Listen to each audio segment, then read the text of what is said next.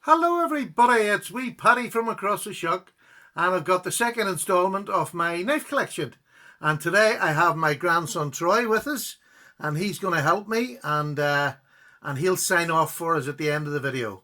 So I'm just going to go straight into it because I've quite a lot of wee knives to get through. So I'll just start reeling them off and put it through. So Troy was just showing you my list of names that I have to have beside me or I'll forget.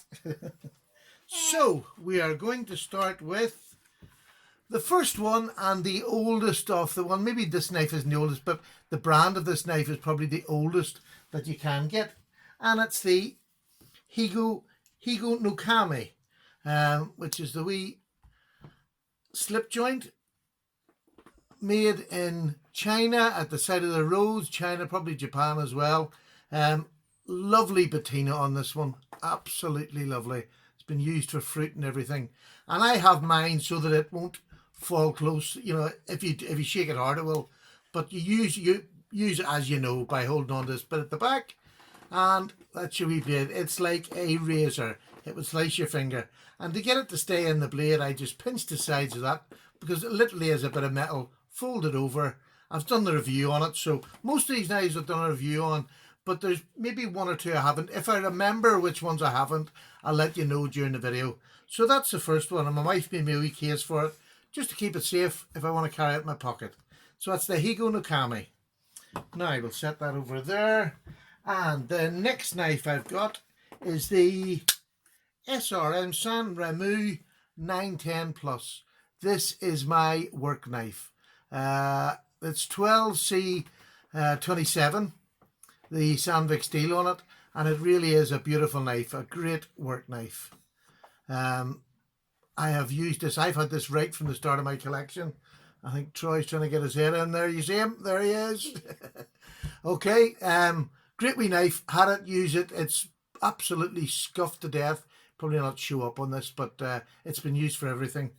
So that's that one. Yeah, start there. That's it. Hand me that one then.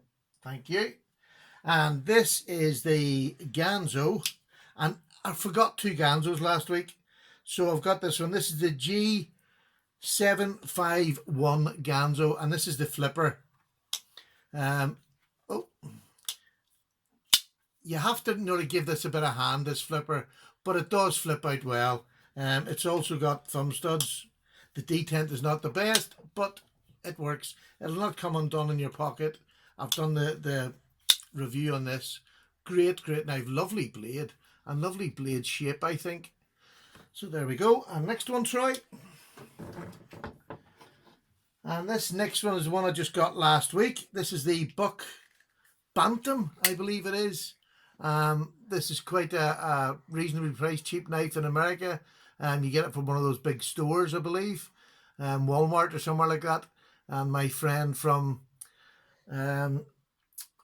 gosh, I can never remember his Blue Survival. Oh, I forgot it. Never mind.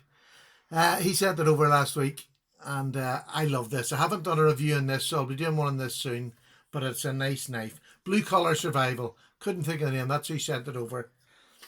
Isn't that terrible? Oh, it's a backlock, by the way. Now, next one, Troy. And the next one is one of my favourite. This is a no-name knife. I think it's a Marquis own custom in real life, but this is supposed to be D2 blade. It is incredibly sharp. I've never really tested it, but I know it works and it lasts a good day.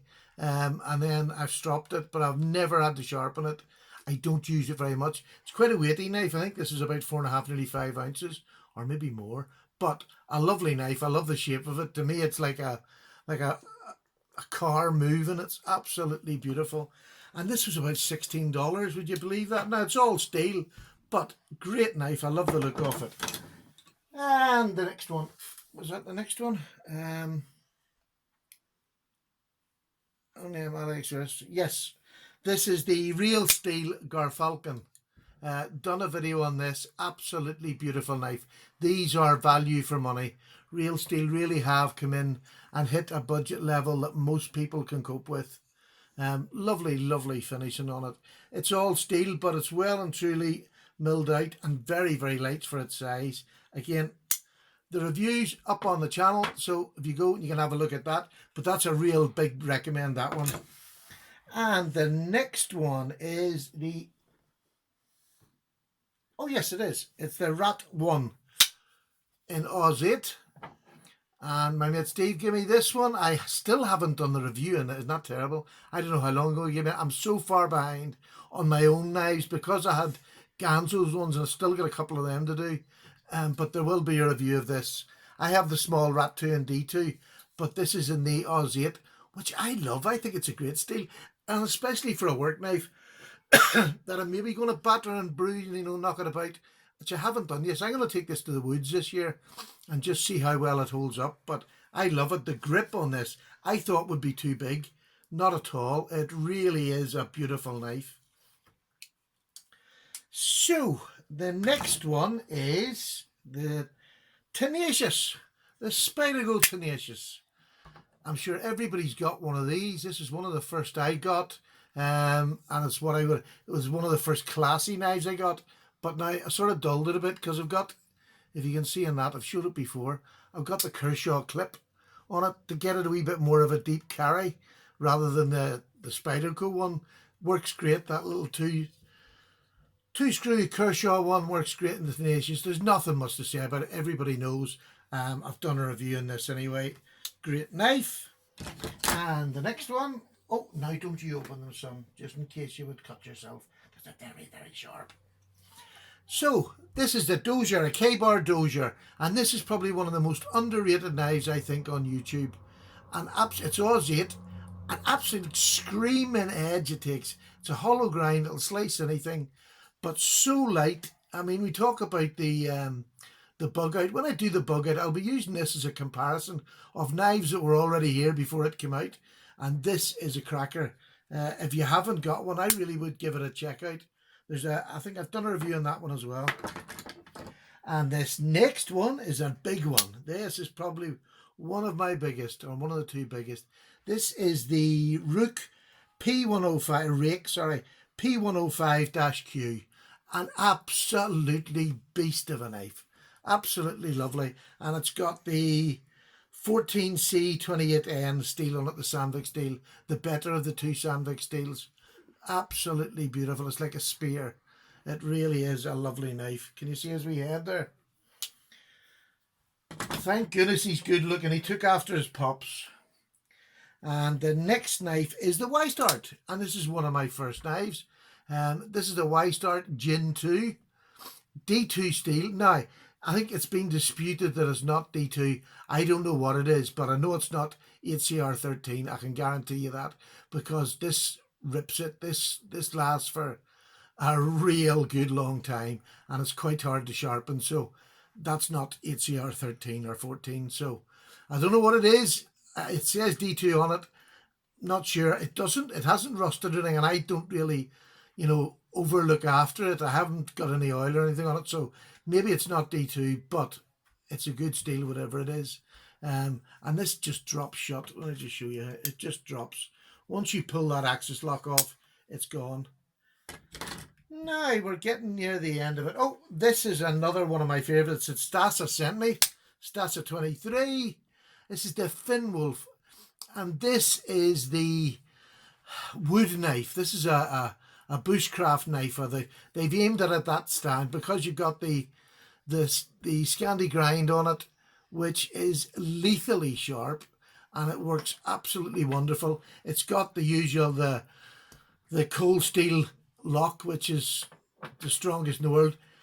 This is probably one of the only knives that I think that's probably useful for, because I would have no doubt that I would baton on that and not worry about it knocking it out of shape because of that lock. But I'll be doing that in the summer and we'll see how it gets on. Lovely knife. Next one's here. Next one's here. And the next one is another old, much like a Higo no Cowme.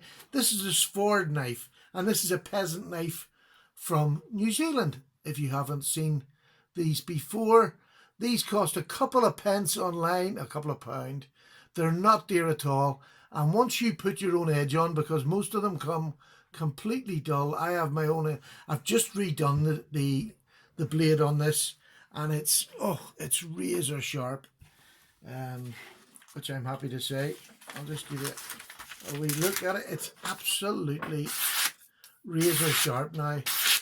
I've done that the other day on my new wee £10 Lansky system. Absolutely love it. Great knife, great work knife. Friction folder again. This bit here is longer though, so it goes in the palm of your hand if you want to do some hard push cutting. So there we go. We'll put that away. It just stays in by friction. And another old knife, like a peasant knife, is the opinel. And this is the number 6, which is the ones I've always had. I have had this for donkey's years. The patina on it. Oh, let me just... not getting a very good picture of that. There we go. The patina on this knife is beautiful. This has been used in my bushcraft days. I've had it for years. And it's still like a razor. And it comes with a wee lock on it, so you can lock it open and then you can close it and lock it closed, and that will stay in your pocket. So, is this the last one, big lad? No, 2 more. No, they're not for this. So come around here and sit in your seat. The last one is another one that I forgot last week, and it's the Gonzo chopper. And this is the first knife my wife has stolen on me, and I've no chance of getting it back. This is an absolute winner for Gonzo. Brilliant, brilliant knife for about the kitchen. My wife has arthritis in her fingers and hands, and the big fat handle in this really gives her something to hold on to. It's maybe not the longest of blade, but that's all right. There's only 2 of us. We don't have to feed 5,000. So there we go. That's the last for this one. This is the second part. I'm hoping to get it done in 4. I have an awful lot of small knives to do, because that's one of my other passions, is little small knives. So I'm just going to move this now. I have a very anxious grandson here.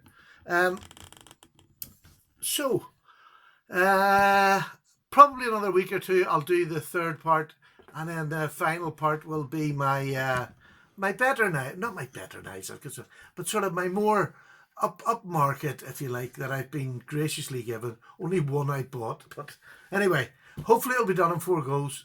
So it's now. Bye, goodbye, everybody. We're out. We're out. Thank you very much indeed. See you again. All the very best, Patty. Bye.